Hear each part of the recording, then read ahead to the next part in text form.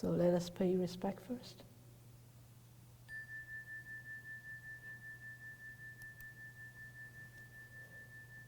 Namo tassa bhagavato arahato sama sambuddhassa.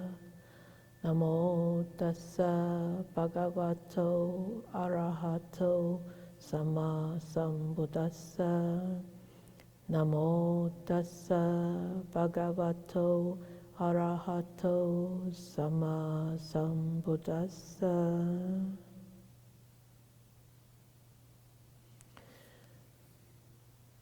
Good evening, everyone. And you can see that we have a very different background tonight. And we are doing the streaming in the new meditation hall, from the new meditation hall. Okay, that's why the background is actually the Buddha, where you can see on the other Polam upper hall, you can see that that's the picture of the whole Buddha there. So this is the first time we are streaming off from the new Dhamma hall because we just received our first very important occupancy permit on Friday. So we are allowed to use the buildings, but it's not completed yet. So we still have to wait for the roads and the parking lot to be completed before we can get the final occupancy permit. But we are so happy that we are able to use the Dhamma hall. So, okay, so nice to actually start the new year with studying the teachings of the Buddha. And we are continuing to explore this little book.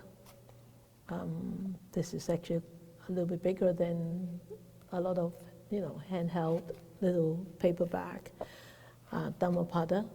So who have not been here before, we are actually exploring the Dhammapada. And tonight is the 6th session of exploring the Dhammapada in different themes. Next one, please. So there are different themes, and as some of you, if you still haven't got hold of this book, you can get a hard copy through online, or through online free PDF, or you can actually easily order a copy from Amazon, from Pariyatti. So, and the version that I'm using is by Acharya Buddharakkhita, and so this is the version that I'm using. So you can see that there are different themes that we have been using to explore the Dhammapada, and the first 5 we have studied already, and that includes human life is rare and precious, self-discipline, cause and effect, happiness, good friends. So if you haven't actually attended any of these, you can go back to listen to them through the YouTube Polam channel. You can go and watch those again.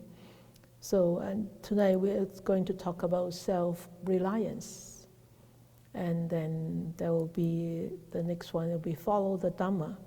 But before we go on looking at self-reliance, tonight we go back to do a little bit reflections that on the last topic that we touched on is about friends, good friends. So the points for reflections last time or last month do you have some good friends in your life? Because we talk about good friends, right?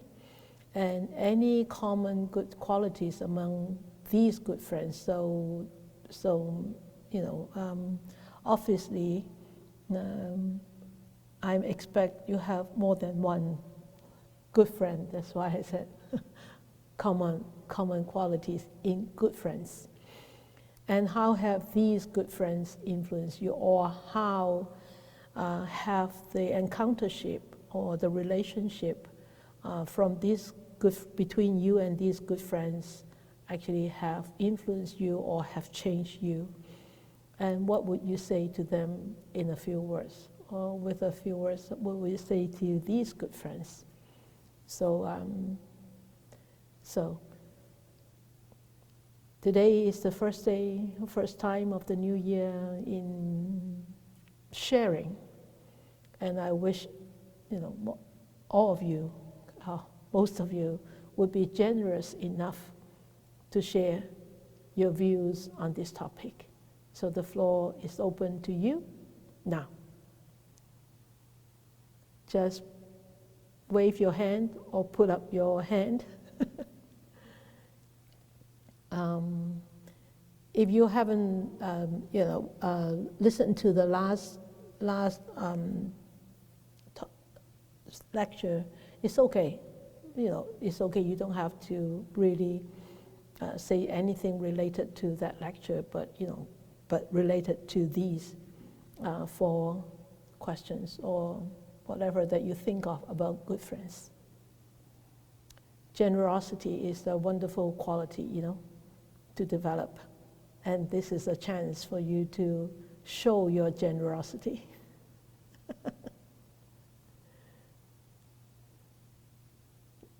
Okay, Nora. Yes, I have many good friends and my family as well, but also the Sangha, right? Yeah. And you, Sister Jessie, I feel that you set such a good example, and it's really affected my life, I would say, and going to the prisons and just all that you do, and every week you sort of remind me. You forget, you go off and do things, and then you come back, and then you listen, and you go, oh yes, right, back on the right path. And so Great. I'd say thank you very much. Great. Good. I wasn't haunting you. I'm reminding you. Thank you, Nora. That's great. Yeah. Good. So, anybody else? Anybody else? Yes, I am on Larry's iPad here. My name is Evelyn. Oh, This Evelyn, yes. Yes. Can you hear me? Yes. Yes. Yeah, can you hear me? Yes. Yeah. This is my first Olam meeting on Zoom, and I'm absolutely enjoying it thoroughly. I am retired, and I have many good friends that I have met just in my retirement life, which I never expected to meet. Not many good friends at this stage of my life.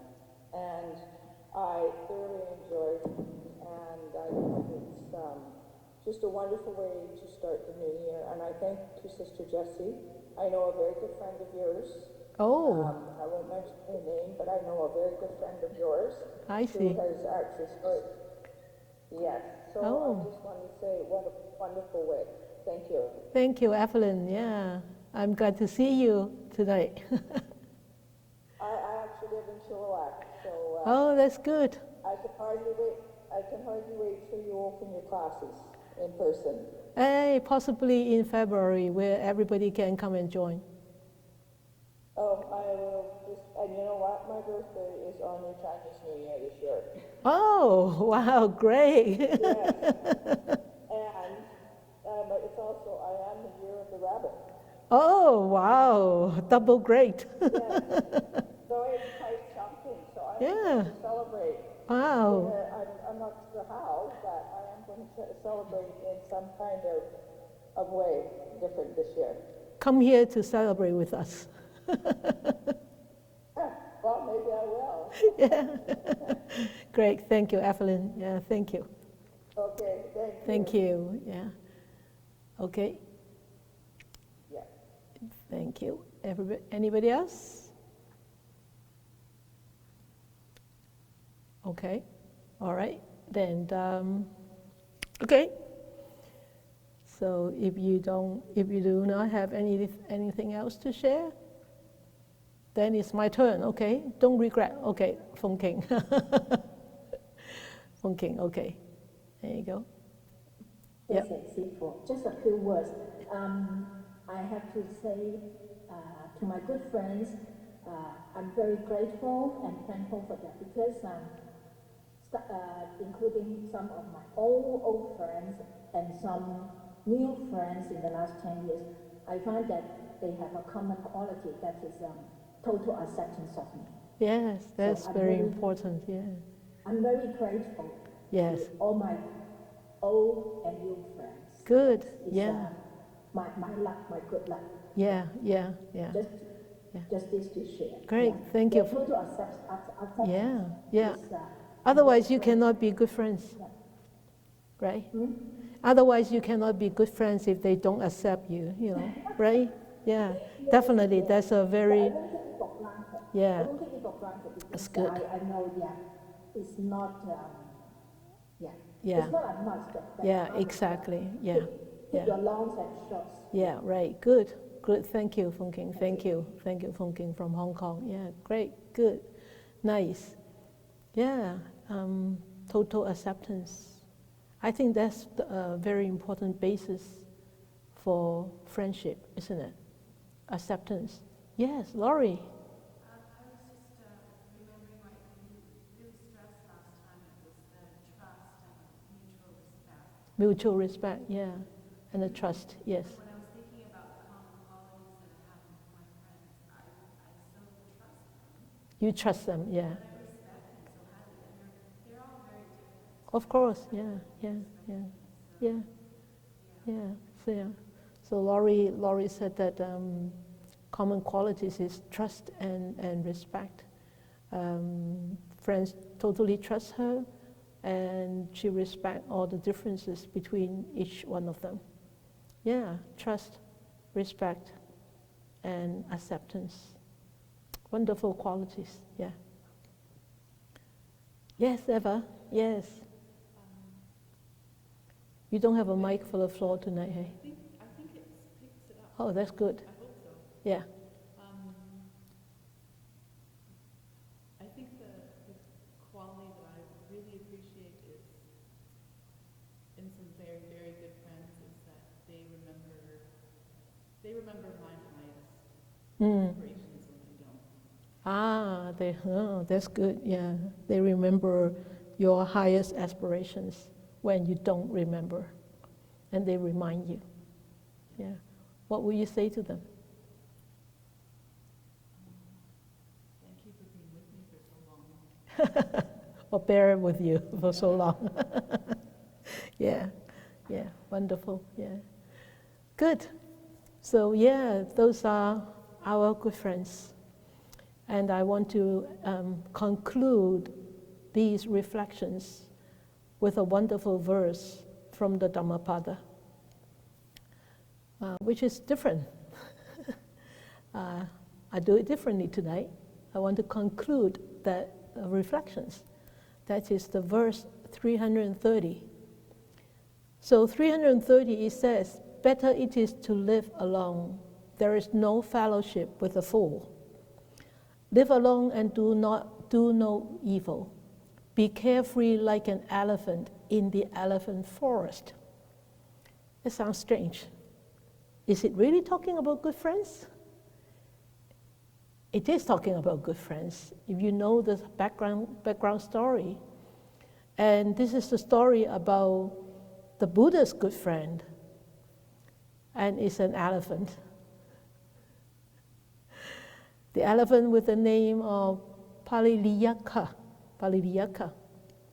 And how come the Buddha actually regarded this great elephant as a good friend? Because once, during the summer retreat, the Vasa, the rain retreat, the Buddha was quite upset with the Sangha, with the Bhikkhu Sangha. And so he decided to leave the Bhikkhu Sangha to go into the forest. And in the forest, this elephant served the Buddha. So after the Vasa was over, the rain retreat was over, the bhikkhus actually were very remorseful. So they went to actually pay respect to the Buddha and seek penitence from the Buddha of their misbehaviors. And then they said, Buddha, we are so sorry that you have been staying in the forest alone. It must be very difficult for you to be living alone with nobody serving you.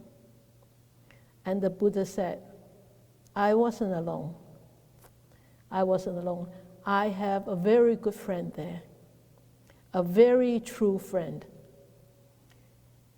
And if one has such a good friend, one should stick to him. And that is the elephant that I had. Elephant Paliliyaka. He served me during this whole Vasa, the whole rain retreat. And he was a dear and true good friend to me. So the elephant, you see, Goldie, the doggy, can be your good friend too, our doggy. Your cats could be your good friend. Your birds could be your good friends. Okay, so that is, and the Buddha said, without such a good friend, it is actually better to stay alone.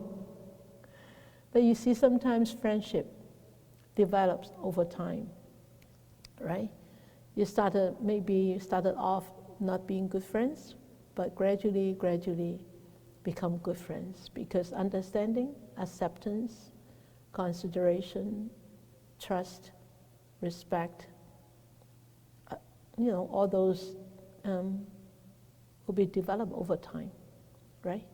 So that's why I wanted to conclude that last session with this wonderful, beautiful verse 330. So now let's go on to self-reliance. So we all know what's the definition of reliance.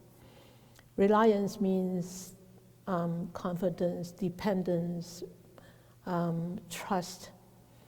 And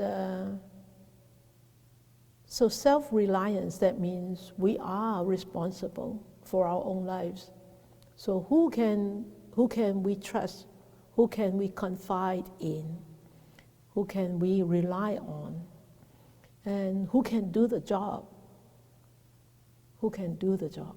And in Dhammapada, verse 239, it says, one by one, little by little, moment by moment, a wise man should remove his own impurities, as a smith removes the dross of silver.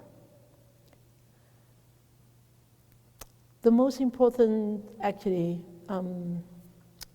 phrase in here is like a smith removes the dross of silver. It's a metaphor. That means we are the only person who are able to remove all the impurities in ourselves, just like the silversmith able to remove all the impurities in the silver. And this verse was uttered by the Buddha when he was in the Jeta Grove monastery, the Jetavana monastery. He actually uttered this verse in relationship to a Brahmin. A Brahmin saw a group of bhikkhus rearranging their robes as they were preparing to enter the city for alms. And while this Brahmin was looking at this group of bhikkhus, he saw that the bhikkhus, while rearranging their robes, the robe touched the ground and got wet. So he cleared that patch of ground for the bhikkhu to rearrange the robes, so it's dry ground. And then the next day he saw another group of bhikkhus going for alms, and the robes touched the bare ground. the ropes got very dirty. So he covered the patch of ground with sand, so when the bhikkhus walk by, the ropes won't get wet and dirty. Then again, next day, he observed another group of bhikkhus when the sun was really shining. They were all sweating, and then the sweat just penetrated through the ropes as if it was raining. So finally he built a rest house, a monastery, a place for the bhikkhus to rest when they go out for alms, so they can gather before entering the city for alms. So when the building was finished, he invited the Buddha and the bhikkhus for alms food. And the Brahmin actually explained to the Buddha how he had performed all these actions. And to him, the Buddha replied, and the Buddha uttered this verse. So you can see the wise man should remove his own impurities as the smith removes the impurities of silver. Just like this man, this Brahmin, removed the impurities on the land for the sake of the bhikkhus. When they rearrange the ropes won't get dirty, won't get wet, and build a rest house. So he is actually removing his own impurities by doing all these. The first thing is generosity, respect, isn't it? And so this is who is the most important person who can do this, who can remove these impurities? Nobody else but ourselves. So when we go on to look, then who is the most important protector, who can actually protect us, or who can provide a shield for us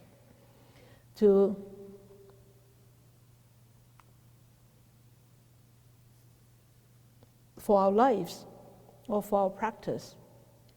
So we can, especially at difficult times, we always ask, who can we trust to protect ourselves? And some of us will depend on our parents, depend on our siblings, to depend on our friends, to depend on the external world to protect us. Or some of us will say, oh, I'll pray to the Buddha, I'll pray to the Bodhisattva, I'll offer, and then hopefully they will protect us.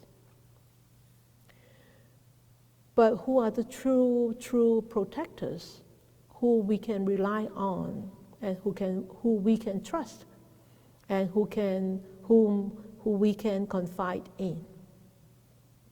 So verse 160, it says, one is truly one's protector. Who else could the protector be? With oneself fully controlled, one gains a protector, which is hard to gain.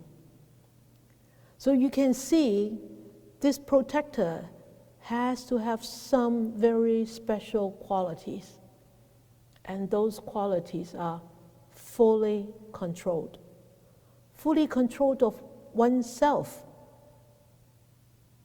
This control doesn't mean suppression or oppression.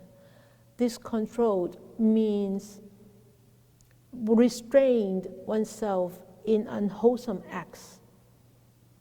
But the wholesome acts we try to expand and strengthen. So the Buddha actually uttered this verse when he was also in the Jeta Grove Monastery. So we all know that actually the Buddha spent a lot of time in Jeta Grove Monastery. And this is quite a long story. And it is related to the mother of Kumarakasapa. You know Pali's name or Sanskrit name is too long. So Kuma, or Mahakassapa, or Rakasapa.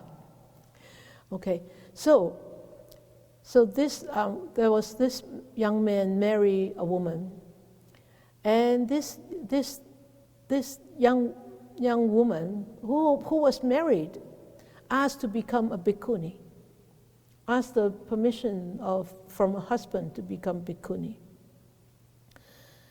But she did not go and join the bhikkhuni sangha of the Buddha. Instead, she went to join the bhikkhuni sangha of Devadatta, which was quite a big mistake, right? But she didn't know. Then she joined that bhikkhuni sangha. But after she took the bhikkhuni precepts and became a nun, she found out that she was pregnant. She was pregnant. So Devadatta expelled her from the monastic sangha. Because in the monastic sangha, imagine a nun being pregnant, right? So people would have a lot of bad words to comment, to talk about the sangha. So she was expelled, and then of course the bhikkhuni sangha of Devadatta was really blaming her, and she said, Originally I wasn't intended to join this sangha. I intended to join the Buddha sangha, but I don't know how I ended up here. But anyway, she actually went to see the Buddha. And the Buddha, seeing a bhikkhuni being pregnant, he did not do anything, but he asked the king to come. King Pasenadi, you know that he was a very devoted disciple of the Buddha. And then the Buddha also asked Anathapindika, who was a very devoted male disciple of the Buddha. And the Buddha also asked Visakha, who was a very devoted female disciple of the Buddha, householder. And he also asked the bhikkhu Upali, who was good in precepts, to come to actually what word should I use to justify this situation. So the Buddha told them about this woman, and the Buddha said, "You will all judge this situation. You will all make a decision and come back to me." So Visakha, who was a woman, so took the woman, the bhikkhuni, to the back room and checked her. And then found out that her pregnancy was way before she became a nun. She didn't know. So Visakha reported to these other three men, told these other three people, the king, Anathapindika, and Thera Upali. So, and said that she did not get pregnant while she was a bhikkhuni. It was before that she was a bhikkhuni. So they reported to the Buddha, and Buddha said, okay, then you can stay in this order, in this monastic, bhikkhuni monastic. When the boy was born, the king adopted the boy. And then when the boy became 7 years old, he knew that his mom was a bhikkhuni, so he wanted to become a monk. So he became a young novice monk. Being so young, and being so young into the order, he actually practiced very, very diligently. So when he was older, and he became a fully ordained monk, and the Buddha gave him a meditation object, and he actually meditating on that, and he attained arahantship in very short time. And he stayed in the forest for more than 12 years. And in these 12 years, the mother, who was a bhikkhuni, was trying to look for him, trying to see him. And then eventually she found him. But yet, he knew that if he became very sentimental, if he allowed her mom to attach to him, that would be an obstacle for her to be enlightened. So he said very harsh words to her. He said, "How is it you, being a member of a bhikkhuni order, could not even cut off this affection for a son?" But that was very harsh. And once, twice, and 3 times, he said that to her. And she was very upset. She said, "How could my son say such harsh words to me, asking me to cut off all the affection for him?" Then she got very angry. She then, in her mind, said, "Okay, for 12 years I've been looking for him. I've been shedding tears for this boy of mine. Yet he has spoken so harshly for me. So what is the use for the affection for him? So I will cut all the affection off for my son." And she did. And she did. And then, when that happened, she actually attained enlightenment. She attained the arahantship. So, one day at the congregation of the bhikkhus, and some bhikkhus said to the Buddha, "Dear teacher, if the mother of Kumara Kassapa had listened to Devadatta, she as well as her son would not have become arahants, right? Surely Devadatta would do such harm, would be an obstacle. But Buddha, you have been a refuge to them." And the Buddha said, "Yes, bhikkhus, I am trying to reach the world of the Deva, or in trying to attain arahantship. You cannot depend on anybody else but yourself. You must work hard on your own, self-dependent. You have to be self-dependent. That means you have to fully control yourself. And how can you fully control yourself? You have to depend on this mind, on this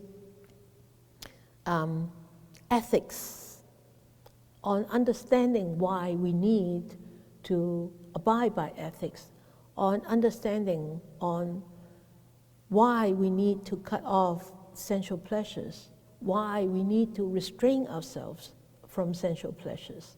And all these, then one will be able to make oneself a strong protector for oneself.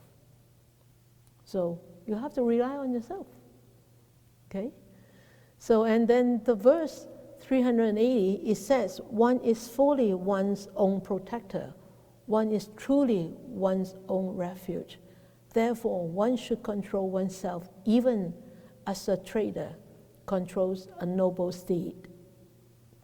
That means a trainer, a horse trainer, in order to train the horse well, one trainer, the trainer should, did I type the word wrong? 380. Is it a trader or a trainer? Trader. Trainer? Trader. Yeah, trader. Okay, so that means we ourselves have to be our own protector and own refuge.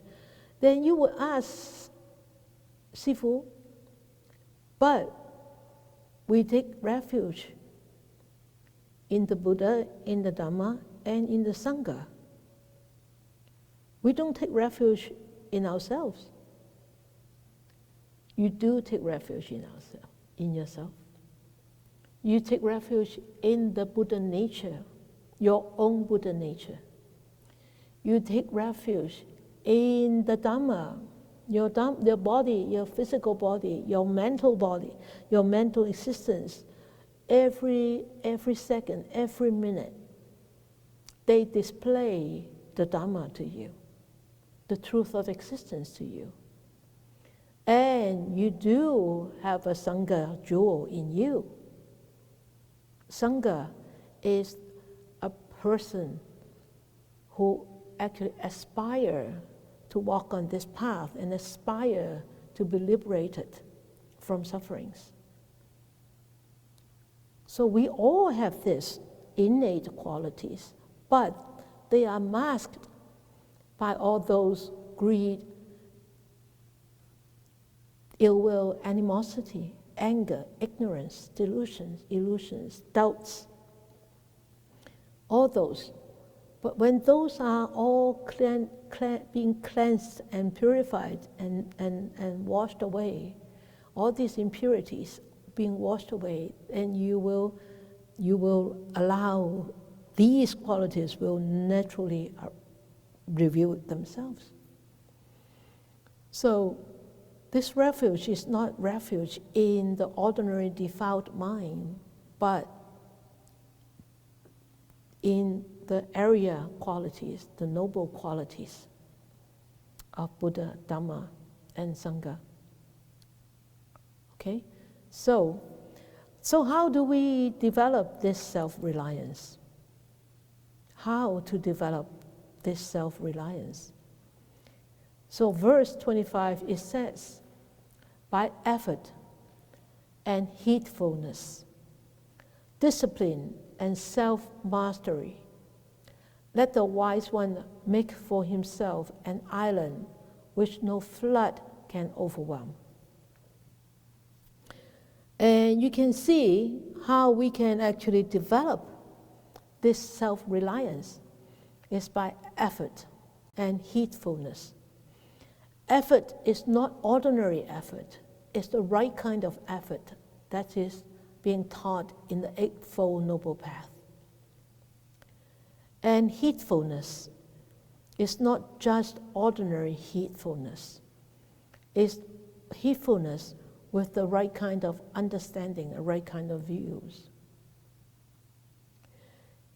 And discipline and self-mastery, we all know discipline. And self-mastery in what? Self-mastery in what? Answers. Precepts, good. Like discipline in your precepts. Mastering over your own mind in abiding by the wholesome actions, wholesome precepts. Okay? So, and let the wise one make for himself an island which no flood can overwhelm. The Buddha uttered this verse in a different monastery, Velovana monastery, which is related to with a grandson of a banker. His name is Chula. So the banker has two grandsons. One is called Mahapantaka, and the other is called Chula Pantaka. So I'll call them Maha and Chula. So Maha was the oldest one, and he used to actually accompany his grandfather to the monastery. So he is very fluent in all the discourses and everything. And later, Maha actually became a monk. And in no time, he became enlightened and became an arhat, because he was influenced, he was taught by the Buddha. And then Chula also became a bhikkhu. But because in previous life, Chula had made fun of a bhikkhu who was very dull, who was very lethargic. Then, after that life, Chula was reborn in a life with a lot of dullness, drowsiness. He couldn't even remember one verse in 4 months, let alone many discourses. Okay? So Maha was very disappointed with his brother, and he always reprimanded him, and he actually recommended his brother to disrobe and go back to the household life. But Chula refused. And so one day the Buddha was in his meditation. He saw that Chula had a lot of difficulties. So the Buddha took him along and made him sit in front of a grand hall. And the Buddha gave Chula a clean piece of cloth, very clean cloth, and asked Chula to rub this piece of cloth. But every time he rubs it, he should repeat one word. And that one word is Raja Haranan. Raja Haranan, which means taking on impurity. Raja Haranan. And so the Buddha said, Chula, you should rub the cloth. Every time you rub once, you would repeat Raja Haranan, Raja Haranan. So Chula actually remembered this, and he kept rubbing that piece of cloth and repeating Raja Haranan, Raja Haranan, Raja Haranan. When the Buddha went out, he kept rubbing, and then the clean piece of cloth became very soiled because his hands was sweating, and imagine, you keep rubbing that cloth will get soiled, right? And seeing this change in the condition of the cloth, Chula came to realize the impermanent nature of all things. And from the house of where the Buddha was, the Buddha actually saw that Chula, the Buddha, of course, in his meditative state, he had this supernatural power. He saw the state of mind of Chula. And Buddha made himself to appear in front of Chula and shining with brightness over Chula, in front of him, and saying to Chula, it is not the piece of cloth alone that is made dirty by the dust. Within oneself also exists the dust of passion, raga, the dust of ill will, dosa, the dust of ignorance, moha. That is the ignorance of Four Noble Truths, because you were ignorant of the Four Noble Truths. Chula, the Buddha said, only by removing this could one achieve one's goal and attain arahantship. Chula heard the message from the Buddha, and he kept on meditating. He kept on reflecting and contemplating. And in a very short while, he attained this arahantship. And with very strong analytical power. And so he stopped. His drowsiness, his dullness completely left him. And where the Buddha was, at the house of Javaka, because Buddha were going for alms. And they were ready to pour water for the Buddha and everybody to wash hands before receiving alms, eating. The Buddha covered his bowl with his hand. He said, is everybody on the list here? And they said, yes, everybody is here to receive alms, ready to receive alms. Buddha said, no, you are missing one. They said, no, everybody is here. Buddha said, no, you're missing one. Then they said, oh, really? The Buddha said, go back to the temple, go back to the monastery. There should be another bhikkhu there. Chula was there, right? So the attendant went, and then the attendant said, anybody here? Then they saw 1,000 people there, sitting there, with the same face. I am Chula, I'm Chula, I'm Chula, I'm Chula. So the attendant said, so who's the real Chula? I'm Chula, I'm Chula. 1,000 Chula said that they are Chula. He is Chula. And the attendant was so scared. Went back to the monastery, said, there were 1,000 Chulas there. The Buddha said, no, no, no. There should be only one Chula. Go back. He went back the second time. He said, who's Chula? Chula come to receive alms. I'm Chula, I'm Chula, I'm Chula, I'm Chula. And the attendant said, so who's the real Chula? I'm Chula, I'm Chula. So he went back to the monastery again and told the Buddha and the Sangha. Then the Buddha said, when you go again this time, look for the one who spoke first, who speak first. I am Chula. That is Chula. Then the attendant went again and said, who is Chula? So he watched, and I'm Chula. He said, oh, yes, you. Then the other 999 disappeared. The real Chula appeared.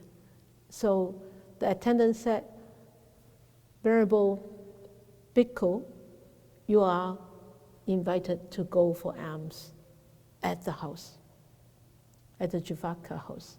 So Chula followed and went there. And after receiving the alms, the Buddha asked Chula to give a discourse. And Chula gave a wonderful, inspiring discourse to all the Bhikkhu Sangha, with the Buddha presiding over it.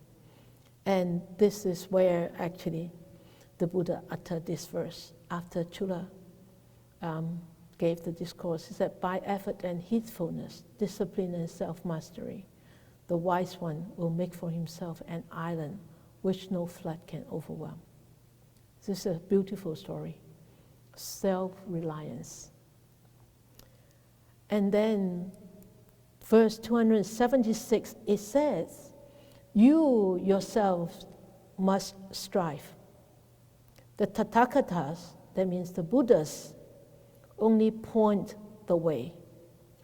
Those meditative ones who tread the path are released from the bonds of Mara.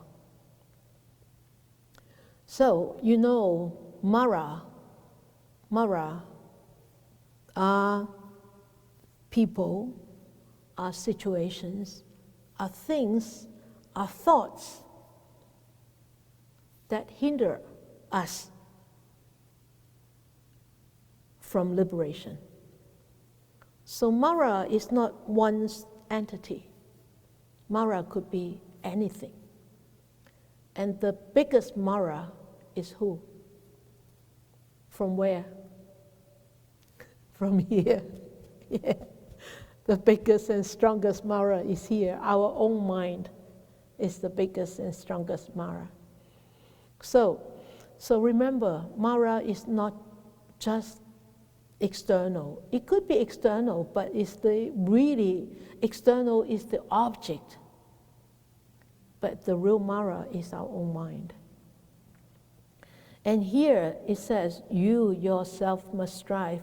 Must strive what? To overcome the Mara.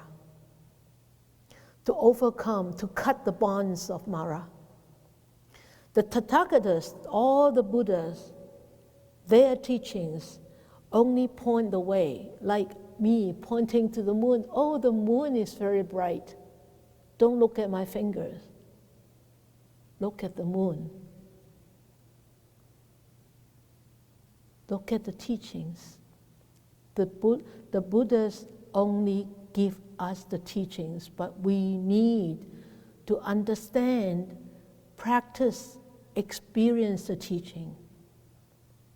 Not just theoretical, but really experience, practice and experience the teachings. That's why it says those meditative ones, the one who practice, who tread the path. To tread the path, what path? The Eightfold Noble Path, the path towards liberation, a release from the bonds of Mara. So you know, we need to depend on the teachings to make ourselves a better person, a person who will continue to walk on this noble path, following the teachings of all the Buddhas. Okay? So, a self-reliant person is like this. I love this picture. Despite all the difficult situations, it will still grow, flourish. And the more difficult the situations, the stronger will you be if you overcome all the obstacles. But you have to depend on yourself to build up that strength. And it says in here, is verse 326, it says, formerly this mind wandered about as it liked, where it wished. It just wandered. I like to go there. I like to get this. I like to eat this. I like to be friend with this. I don't like to be friend with this. Where it wished, according to its pleasure. Look at this. This is important. According to its pleasure. So pleasant situation. I like this friend because they are nice to me. They say things which are easy for my ears, which are pleasant to my ears. Those advices are unpleasant. I don't like this. Those are not my good friends. To its pleasure. But now I will thoroughly master it with wisdom. As a Mahout. You know what is Mahout? A trainer for elephants. Elephant tamer. Mahout. Controls an elephant in rut. That means an elephant trainer who is very, very good in training wild elephants. So you see, we are wild elephants. I always say that we are wild monkeys or even gorillas. And it's not just one wild monkey. It's many wild monkeys. Thousands of wild monkeys in our head, in our mind. And we need to be very patient, training them one after another, taming them one after another. Don't follow them. Don't follow them according to their pleasure, which we always do, right? always do. And don't be satisfied with yourself if you actually have killed one monkey. There are still many in there. Okay? Yeah, so keep killing those monkeys. Not like this, but taming. Killing those monkeys, converting them into wise monkeys, into wise and tame monkeys. And like controlling a wild elephant, training them to be a tame elephant. Okay? So that means we have to rely and trusting wisdom in guarding this mind, which used to wander, like the elephant, wild elephant, you know.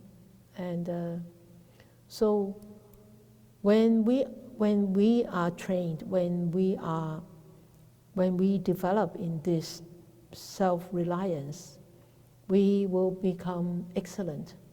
We will excel. And the Buddha said, there are excellent among the excellents. Those are the ones who actually excel in developing reliance, in self-reliance. And in verse 322 it says, excellent are well-trained mules, thoroughbred Sindhu horses, and noble tusker elephants. But better still is one who has subdued himself. When one is able to subdue oneself, one excels. One is the excellent among the excellents. And this verse is very simple, very easy to understand, on subduing oneself, right?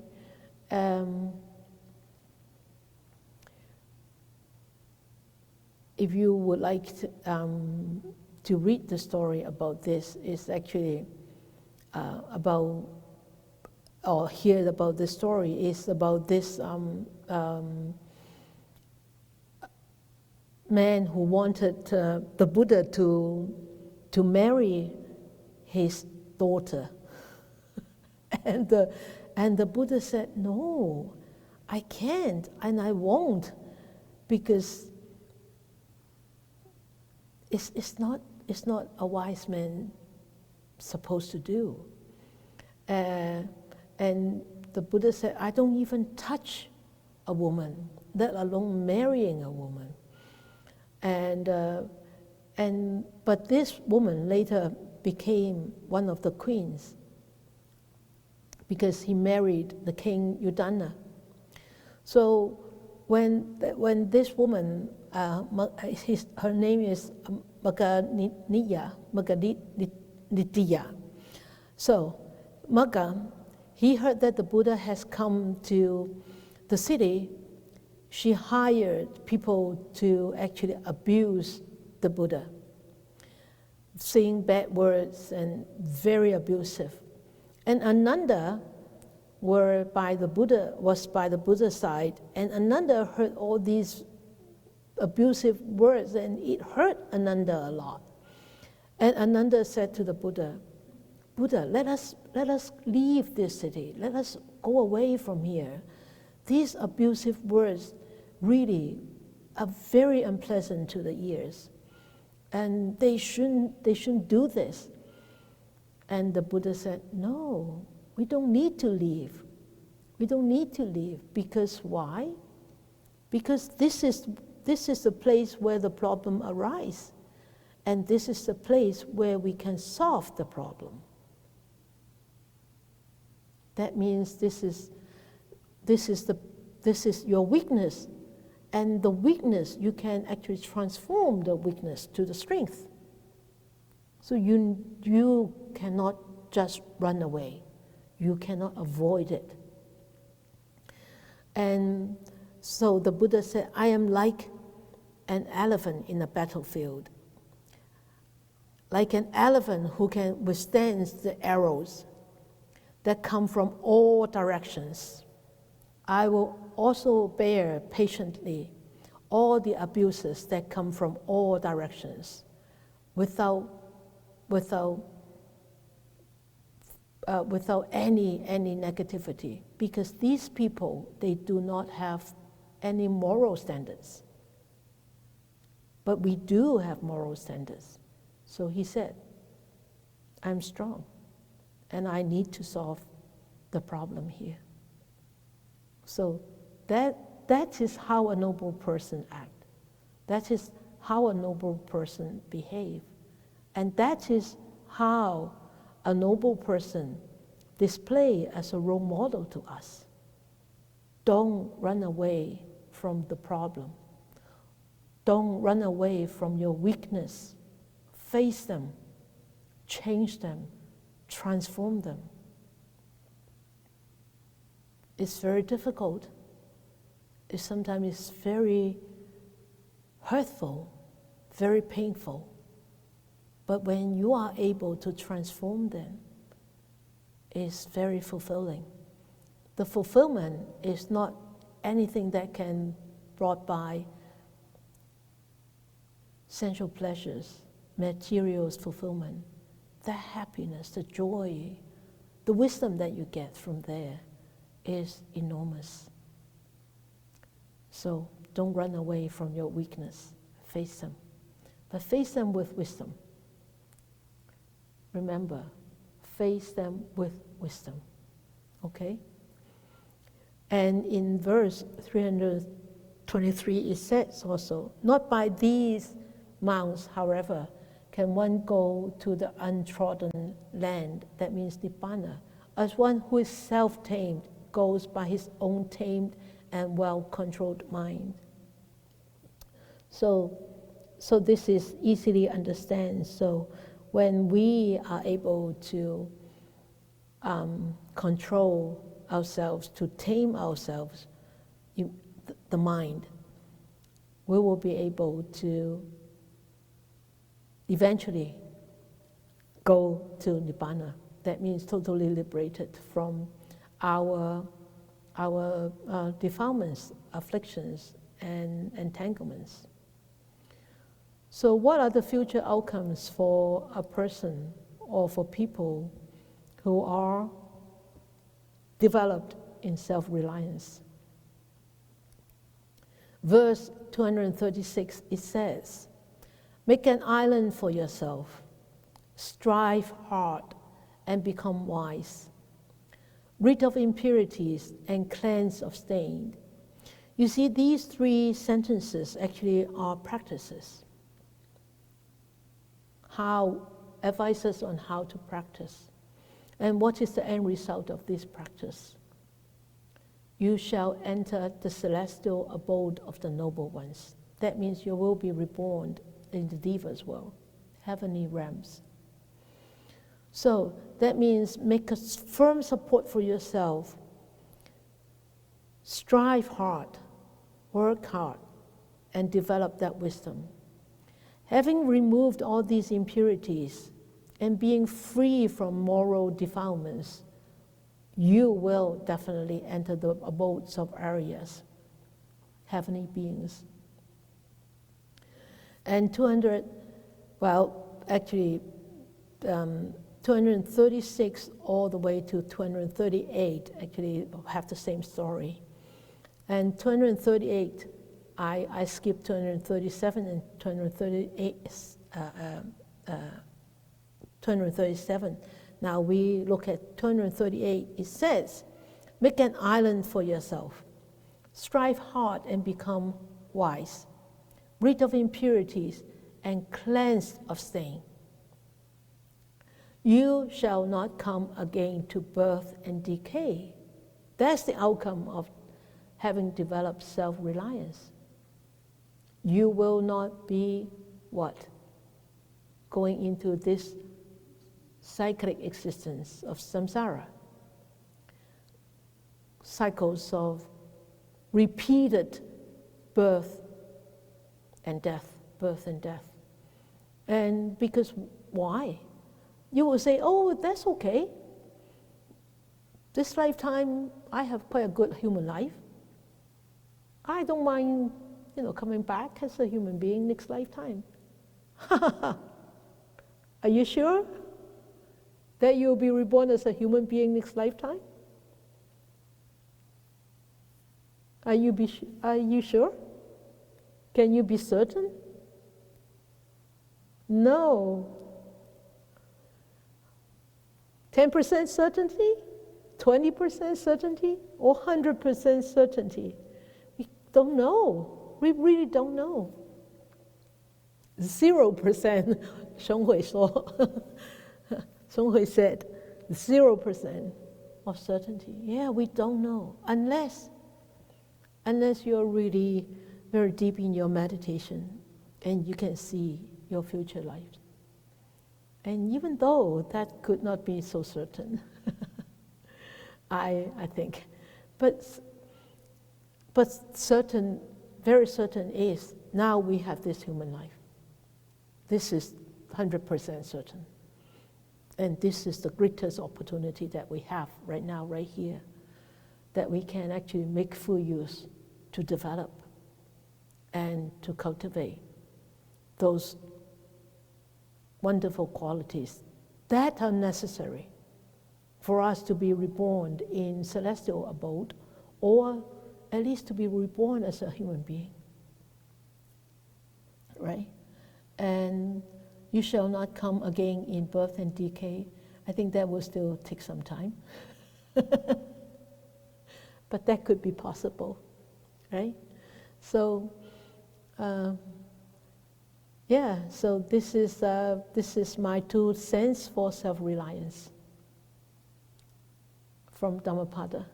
So if you go through Dhammapada and you pick up some verses that you think that are related to self-reliance, let me know. Of course, there are many more verses that could be related to self-reliance. Just let me know. We can actually put them in. But because of time, I just put down that many verses in here. So anybody has any comments about or sharing about tonight? Self-reliance. Yes, Laurie.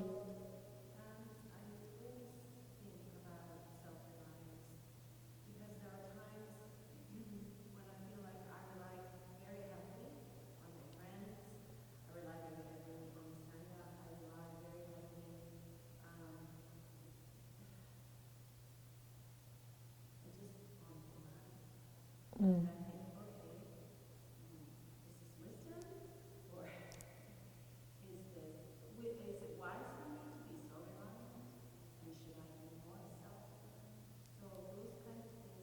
Mm. Mm, mm. So after hearing this, what do you feel? A balance. Yeah, right. Yeah. So Laurie said, I don't know whether you heard Laurie. No, okay. Laurie said there is a thought that arises on her mind constantly, is that she relies on her good friends, she relies on the Dhamma, she relies on the Sangha, she relies on Polam, and this thought is constantly, in her mind. Is, oh, maybe should I be relying so much on the good friends, on Polam, or should I rely more on myself? And so this thought constantly, coming into her mind. So I asked her, what do you think after tonight? And she said, a balance. A balance. Of course, we need to support each other. And by having this support, can you still hear me? Okay. By having this support, the Sangha, your good friends, that will strengthen you, that will help you to even strive more energetic in striving forward to develop this self-reliance. Right? Agree? Yeah, good. Okay. Anybody else? Okay, Mata? I was exchanging some messages with Eva the other day, and I think that the only thing we can really rely on is our Shila. Yes, Ashila. And, well, it's for navigating the world. Yes. And it just, a little phrase came up saying that the real 911 is our Shila. I mean, that's the only thing that can save us, and the only thing that can help us. is Shila. Yeah. Yeah. So Mata is here, and she shared a very good point. He said, the strong reliance, a very strong reliance, the strongest reliance, 911, is Shila. Shila, that means morality. And she said, especially at difficult times, if we would remember to fall back onto the Shila and depend on the Shila to remind ourselves, to dial 911 Shila, 911 Shila. And that would help us. And so that's why it says here, rid of impurities, right? How can you get rid of impurities? By Shila.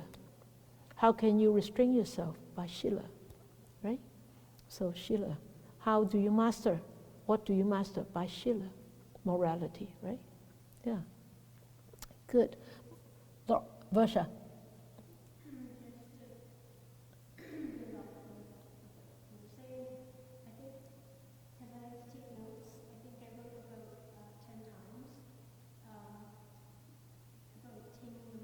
Taming the mind, yeah. And I was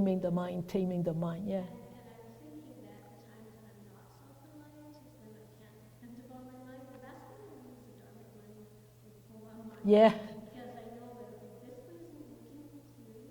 Yeah. It's not capable right now. Yeah. So I have to reach out.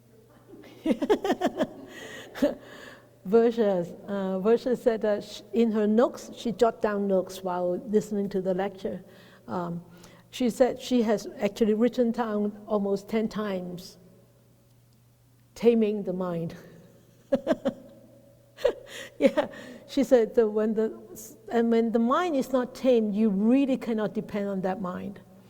It's really not relying on that mind. So at that time, you have to rely on Polam, you have to rely on the Sangha, you have to rely on the Dhamma.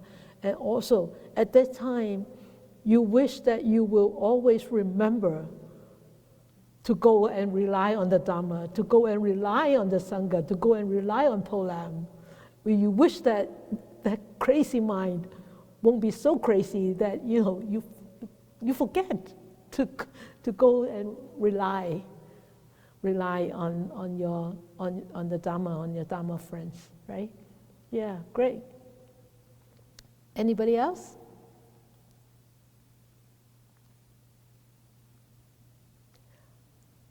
Okay, all right then. I have a very serious reflections for you for next month. You have to think about this, okay? There are 2 points. One is self-reliance contradictory to dependent origination? So dependent origination, that means the law of conditionality, right? And I always teach is we are not totally dispensable. We depend on a lot of things to survive. We depend on the farmer to grow the rice. We depend on you people to donate money, to donate rice to us. So we depend on you. We rely on donation. We rely on the farmer. We rely on people to harvest the rice. So that's the dependent origination. But here is talk about self-reliance. Is there a contradiction in that? You think about that. Don't just shake your head. You give me reasons. Okay? And then, do you consider yourself a self-reliant person? So some of you have actually shared, but you could share a little bit more next month. So these are the two points that I wanted you to contemplate on. All right? All good? Good. Okay, then we dedicate our merits.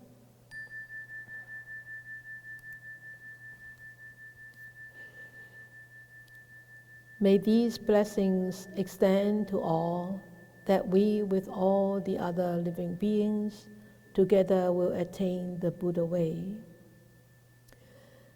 May we share all our merits, all benefits that we have gathered tonight with all beings. May all beings be happy and be peaceful. May we wish more and more people will encounter the wise words of the Buddha, study them, understand them, practice them, and help themselves to liberate from their own entanglements and be truly, ultimately free, happy, and peaceful.